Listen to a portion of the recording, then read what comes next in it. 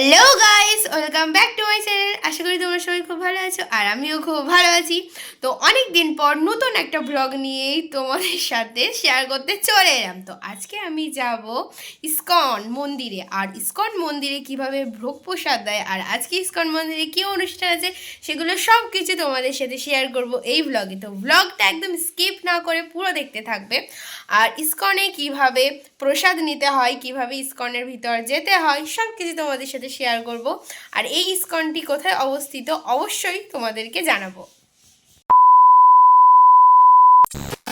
অন্নপূর্ণা মণ্ডল চ্যানেলে তোমাদের সবাইকে জানাই স্বাগত। আমার চ্যানেলটি ভালো লাগলে অবশ্যই সাবস্ক্রাইব করে নেবে। তো এই ইসকন মন্দিরটি অবস্থিত নিউ টাউন এলাকার সাপুরজিতে। তো এইখানে সবাই একবার এসে প্রভু দর্শন করে যাবে। এই ইসকন মন্দিরে গৌর আর নিতাইয়ের বিগ্রহ দেখে মনের মধ্যে অবশ্যই শান্তি এসে যায়। তো গৌর নিতাইয়ের বিগ্রহ দেখতে অবশ্যই সবাই একবার আসবে।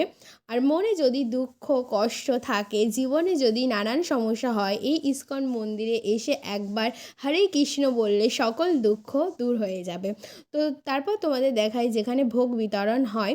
তো এইখানে কুপন নিয়ে তোমরা ভোগ খেতে পারো। আর বাইরে ইসকনের বাইরে সন্ধ্যাবেলা আরতির পর আর সুন্দর একটি ভোগ প্রসাদ বিতরণ হয়, যেটা সবাই লাইন দিয়ে খেতে পারো।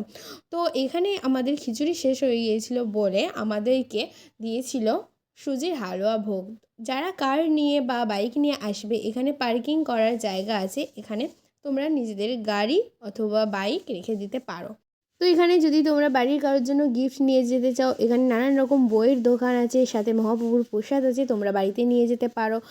আর এখানে হঠাৎ করে একজন বিশিষ্ট দিদির সাথে দেখা হয়ে গেল, সেটা হলো নন্দিনী দি। তো নন্দিনী দির সাথে আমার মায়ের ভিডিও করে দিলাম, আমি ক্যামেরা ধরেছিলাম আর বাড়ি চলে এলাম। টাটা।